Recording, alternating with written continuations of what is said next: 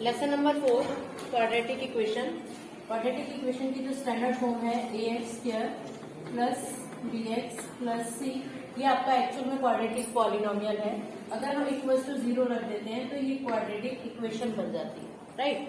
तो quadratic equation और quadratic polynomial में बस इतना ही डिफरेंस है कि इक्वल्स टू अगर 0 नहीं रखते हैं तो ये पॉलिनोमियल होता है, अगर 0 रख दिया तो वो क्या हो जाता है आपका इक्वेशन। ओके, तो इसको सॉल्व करने के आपके 3 मेथड हैं। 2 मेथड हम लोग पढ़ते आए हैं। फर्स्ट है middle term splitting method,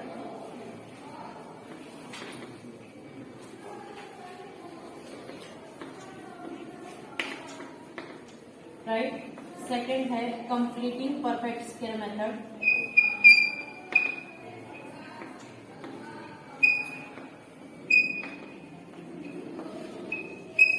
and third is general formula.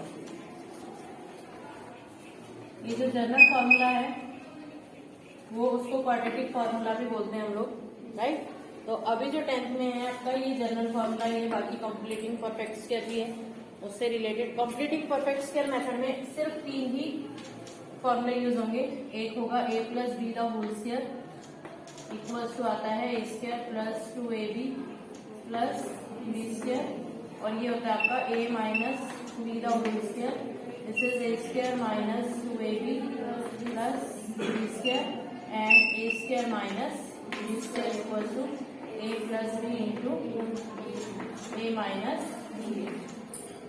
ये 3 फॉर्मूले यूज होंगे जो है आपका कंप्लीटिंग परफेक्ट स्क्वायर मेथड। और इसमें क्या होगा, आपके पास 3 टर्म होती है। मिडल टर्म निकालने का formula, first term last term, ये आपकी फर्स्ट टर्म होती है, देन सेकेंड टर्म या मिडल टर्म बोलते हैं इसको, और ये हमारी होती है लास्ट टर्म, ये हमारी first term.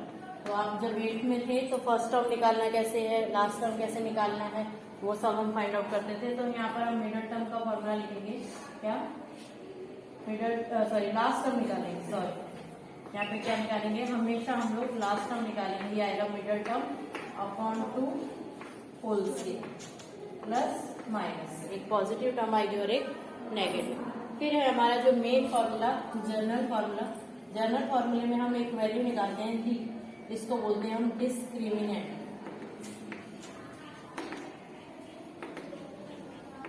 Right. Value of d equals to क्या होता है, b² minus 4ac, where b क्या है हमारा coefficient of x, a coefficient of x² and c is the constant term, right. अब इसके ऊपर डिपेंड करता है कि हमारे जो रूट्स हैं, हमारी जो वैल्यू है पॉलिनोमियल की वो कैसी होगी, राइट। तो इफ इसकी 3 कंडीशन है, first is d is greater than 0, अगर ग्रेटर देन 0 है तो roots are real and distinct. Distinct का मतलब होता है अलग अलग, राइट। आपको x की कोई परफेक्ट वैल्यू मिलेगी, रियल होगी, है ना, और डिस्टिंक्ट मतलब अलग अलग वैल्यू होगी। तो अगर अलग अलग हैं तो उसका फॉर्मूला क्या था, alpha equals to minus b plus square root b² minus 4ac upon 2a, और बीटा की वैल्यू जो होती है वो सेम होती है, सिर्फ बीच का जो साइन है वो क्या होता है, चेंज होता है, प्लस की जगह क्या आएगा माइनस। कोई भी किसी का नाम कुछ भी ले सकते हो, इस प्लस वाले को अल्फा, माइनस वाले को बीटा लिया, या फिर माइनस वाले को अल्फा, प्लस वाले को बीटा, कोई प्रॉब्लम नहीं, ओके। अब काफी बार तो सिर्फ ये निकालना ही नहीं होता, आपको पूछता है find the nature of root. Nature of root पूछा तो आपको सॉल्व नहीं करना है, उसने रूट नहीं पूछा है, बस क्वेश्चन को ध्यान से पढ़ के लिखेंगे आपको पूछा क्या है। फिर कई बार ऐसा होता है find the value of k if the roots are real and equal, तो वहां पर आपको कौन सी कंडीशन अप्लाई करनी है वो आपको याद रखना है। फिर दूसरा है d इज लेस देन 0, अगर लेस देन 0 है तो डायरेक्ट लिखेंगे नॉट रियल। नॉट रियल मतलब इमेजिनरी, जिसको हम फाइंड आउट नहीं करेंगे, करेंगे नहीं, ऐसा नहीं कि कर नहीं सकते, करेंगे नहीं, वो हम कहाँ सीखेंगे, 11th में सीखेंगे, राइट। क्योंकि अगर ये लेस देन 0 है तो मतलब नेगेटिव आया, और नेगेटिव के ऊपर अगर हम रूट लगाते हैं तो अभी तक हम लोगों ने फाइंड आउट करना इसको नहीं सीखा है ना। तो वैसे अब 11th में जाएंगे तो इसके लिए एक सिंबल यूज होगा जिसको हम आयटा बोलते हैं, सिर्फ स्मॉल आई से लिखते हैं, वो हम लोग 11th में पढ़ेंगे, राइट। एक लेसन है क्वाड्रेटिक इक्वेशन का। और थर्ड है d is equal to 0 then roots are equal, real and equal, real भी होंगे और इक्वल भी होंगे। इसमें अल्फा इक्वल्स टू बीटा होगा। अब क्या आएगा आपका, दोनों जब इक्वल है तो ये 0 हो गया, जब ये 0 हो गया तो सिर्फ यही दो टर्म बची, तो क्या आएगा -b/2a। बस इतना ही आएगा आपका अल्फा और बीटा, बस इतना ही है इस लेसन में, और तो कुछ है नहीं। ओके, अब इससे रिलेटेड कुछ सम्स लेंगे। एक क्वेश्चन ले रहे हैं हम लोग, इसको हम तीनों मेथड से सॉल्व करेंगे। क्वेश्चन है 3x² + 7x - 20। अगर हम मिडिल टर्म स्प्लिटिंग मेथड से करें तो कैसे करते हैं, सबसे पहला काम तो हमारा जो है वो इक्वेशन जो है अरेंज होनी चाहिए इन स्टैंडर्ड फॉर्म। पहला काम ही यही करना है। काफी बच्चे इसमें नहीं करते, क्योंकि कभी भी इक्वेशन जो है वो घुमा फिरा के देते हैं, पहले x वाली टर्म दे दी, x² वाली लास्ट में दे दी, ऐसा। तो आप लोगों को पहले स्टैंडर्ड फॉर्म में इक्वेशन लिखनी है। लिखने के बाद फर्स्ट और लास्ट टर्म को मल्टीप्लाई करना। फर्स्ट और लास्ट टर्म को मल्टीप्लाई करेंगे 3 × -20, कितना आ गया -60। अब 60 आया तो 60 के ऐसे फैक्टर्स बनाने हैं जिनको मल्टीप्लाई करें तो 60 आया, प्लस और माइनस करें तो क्या है 7 आए। तो इसका मतलब 60 के किस किस के टेबल में आता है वो लिखेंगे। 3 के टेबल में तो हमने लिख दिया, 4 के टेबल में 4 15 आता है, राइट। 4 और 15 दोनों को प्लस करेंगे तो भी नहीं आ रहा है 7, और माइनस करेंगे तो भी नहीं आ रहा है। फिर 5 के टेबल में आता है 12, है ना। अब इन दोनों को मल्टीप्लाई कर रहे हैं तो 60 आ रहा है, यस। और माइनस कर रहे हैं तो हमारा क्या आ रहा है 7 आ रहा है। तो उसके बाद 7 कैसा है, पॉजिटिव है, इसका मतलब इन दोनों में से एक नंबर पॉजिटिव आएगा, और वो कौन सा होगा, बड़े वाला नंबर होगा। ओके, तो उसके हिसाब से इसको अरेंज करेंगे। 3x² + 12x - 5x - 20 = 0। अब देखो 12 में से 5 जाएगा तो प्लस का 7 बचेगा। फिर पेयर बनाएंगे, then 3x common, x + 4 - 5 common, x, जब माइनस बाहर लेंगे तो साइन चेंज हो जाएगा। अब आपका ये जो है अगर सेम आता है तो तुम्हारा फैक्टराइजेशन राइट है, अगर सेम नहीं आता है तो रॉन्ग है। x + 4 कॉमन और 3x - 5 = 0। देन x की वैल्यू 2 मिल गई हमें, एक -4 और एक 5/3। This is the answer. Clear. और कैसे आ सकते हैं, हमें डायरेक्ट ऐसा आया है x² - 15, राइट। इसमें बोला कि इसके रूट निकालो, मतलब इसको फैक्टराइज करो। तो ऐसा नहीं है कि अगर उसने फैक्टराइज करो बोला और आप बोल दो कि फैक्टर नहीं होता, वो तो तभी आप कंडीशन बोल सकते हो जब आपके नॉट रियल हो, रूट्स आर नॉट रियल। अगर इसको चेक करेंगे तो रूट्स रियल आएंगे ही आएंगे, क्योंकि b² - 4ac है, यहाँ पे b की वैल्यू 0 है, -4, a की वैल्यू भी 1 है और c की वैल्यू -15 है, और माइनस माइनस क्या हो जाएगा प्लस, 4 5 15 4 6, राइट। तो ये पॉजिटिव टर्म आई ना, इसका मतलब रियल तो नहीं, आप रूट तो निकाल ही सकते हो। तो इसमें कंफ्यूज नहीं होना, जब उसने बोला है रूट निकालना ही है और मेथड मेंशन नहीं किया तो आप जनरल फॉर्मूले से कर सकते हो। दूसरा क्या है, आपको अगर फॉर्मूला याद है तो ये रूट लगाओ और वापस उसके ऊपर क्या लगा दो, स्क्वायर लगा दो, राइट। तो यहाँ पर लगेगा a² - b²। तो फॉर्मूला क्या आएगा, a + b × a - b। Factorise बोला है मतलब आपको करना ही है, कोई भी मेथड लगाओ वो आपको दिमाग पे डिपेंड है कि उस टाइम पे आपको कौन सा मेथड याद आएगा। ओके, और मेथड मेंशन है तो कंपलसरी आपको वही वाला मेथड अप्लाई करना है। ओके, अब इसी सम को अगर हम लोग कंप्लीटिंग परफेक्ट स्क्वायर मेथड से करें तो कैसे होगा,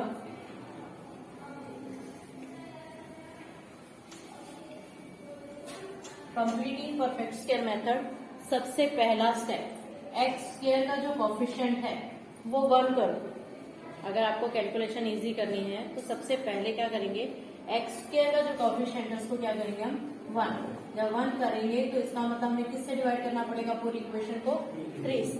तो x² एज इट इज 3 से डिवाइड हो, ये आया 7/3 x - 20/3 = 0/3, तो 0 ही हो जाएगा, राइट। पहला स्टेप क्या है हमारा, x² का कोफिशिएंट हमें कंपलसरी क्या करना है 1 बनाना। ओके, सेकेंड स्टेप में हमें हमेशा लास्ट टर्म निकालनी है, और लास्ट टर्म का फॉर्मूला है ± middle term upon 2 whole square.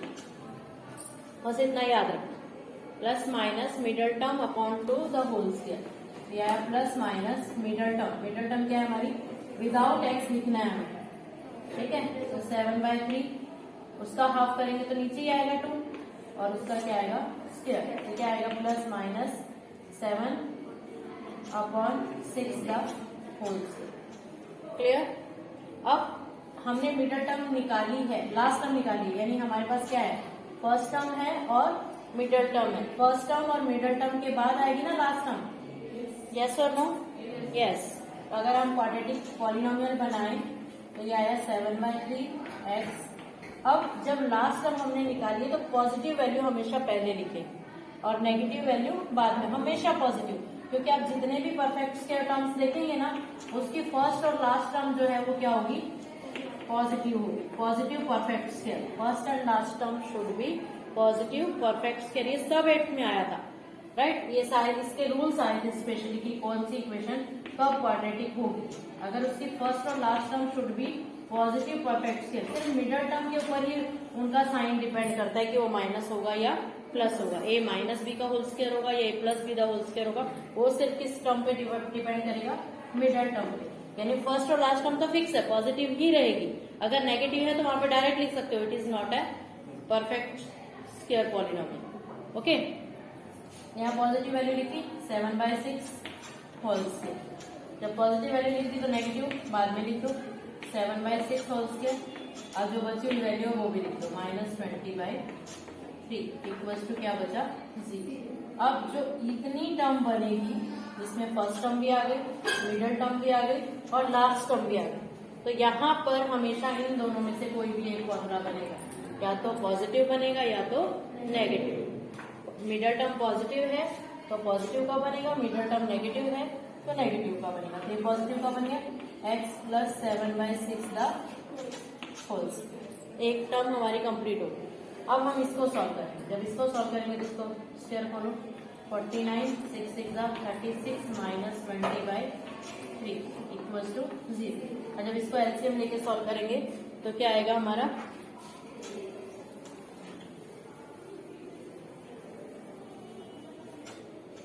कितना एलसीएम आएगा 12 3 36 होता है ना, 12 से मल्टीप्लाई करेंगे ये आएगा हमारा x + 7/6 द होल स्क्वायर -12 2 40 89 89/36 इतना ही आएगा। Yes equals to 0। कुछ गड़बड़ हुई? सॉरी 12 से मल्टीप्लाई करना था ना, ऊपर 2 से कर दिया। 12 2 400 है ना, 240 289 है ना, 240 हुआ तो 289 ही आएगा, 189 आएगा ना। 12 2 24 होता है ना। यस। हाँ तो 240 आया और 240 में 49 प्लस करेंगे तो कितना आएगा 289 ही आएगा ना भैया। ओके तो ये आपका आ गया। अब ये टर्म अगर माइनस की बच रही तो इसका मतलब हमारे रूट्स रियल है, क्योंकि यहाँ हमारा जो फॉर्मूला बनेगा वो हमेशा बनना चाहिए a² - b², फिक्स बनना ही चाहिए। अगर बाई चांस यहाँ कोई पॉजिटिव वैल्यू बच गई तो आप डायरेक्ट ये लिखेंगे roots are not real. Clear? Otherwise आपका अगर यहाँ माइनस आया तो इसका मतलब ये भी किसी न किसी का परफेक्ट स्क्वायर है। अगर है तो बना दो, अगर नहीं है तो वही सेम मेथड रूट लगाओ और होल स्क्वायर करो, लगाना ही है। अगर माइनस है तो ये आएगा x + 7/6 का होल स्क्वायर माइनस ये किसका स्क्वायर है 17/6 का होल स्क्वायर। अब फॉर्मूला क्या बनेगा a + b into a - b, right equals to 0। Right है। उसके बाद हम लोग क्या करेंगे, इसको वही सेम एल्सियम लेके पहले सॉल्व करेंगे।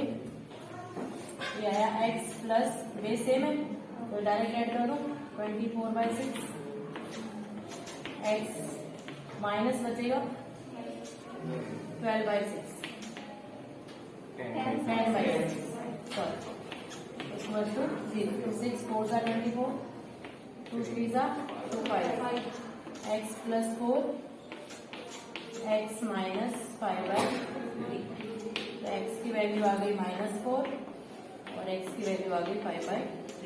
पहले जब मेथड से सॉल्व किया था तो भी हमारा यही आया। ओके, मेथड चेंज हो गया, उसके हिसाब से आपका जो है अब कोई भी एक मेथड से सॉल्व करने के लिए आएगा तो आपको मेंशन वहां पे नाम रहेगा कि इस मेथड से आपको सॉल्व करो। अब हमारा थर्ड मेथड बचा, कौन सा? General formula. अब इसे सम को हम लोग जनरल फॉर्मूले से करेंगे तो वहां सबसे पहले हमें डी निकालना है। डी होता है b² माइनस 4ac, डी की value 7 minus 4 into 3 into minus 20, 7 7 49 minus minus plus 240 equals to 289। यहाँ लिखेंगे greater than 0, so roots are real and distinct. This implies alpha equals to minus b plus square root, ये आएगा b square minus 4ac। Formula आपको पूरा लिखना है upon 2a, वो अलग बात है कि हम वैल्यू निकाल चुके हैं, राइट। तो ये आया माइनस, फॉर्मूले में है b की वैल्यू, आप जब तक वैल्यू रखेंगे तब तक सब लोग ब्रैकेट लगाएंगे। बी स्क्वायर माइनस 4ac की वैल्यू डायरेक्ट यूज कर सकते हो 289 अपॉन 2, ए की वैल्यू कितनी है 3, राइट, प्लस माइनस का माइनस 7 प्लस ये किसका स्क्वायर होता है 17 अपॉन 6, तो ये आ गया 10/6, 2 3 2 5, तो अल्फा की वैल्यू क्या आ गई 5/3। अब बेटा एक आप पूरा डिटेल में लिख के दिखाए तो बीटा हम डायरेक्ट से फॉर्मूला लिख के minus square root b square minus 4ac upon 2a।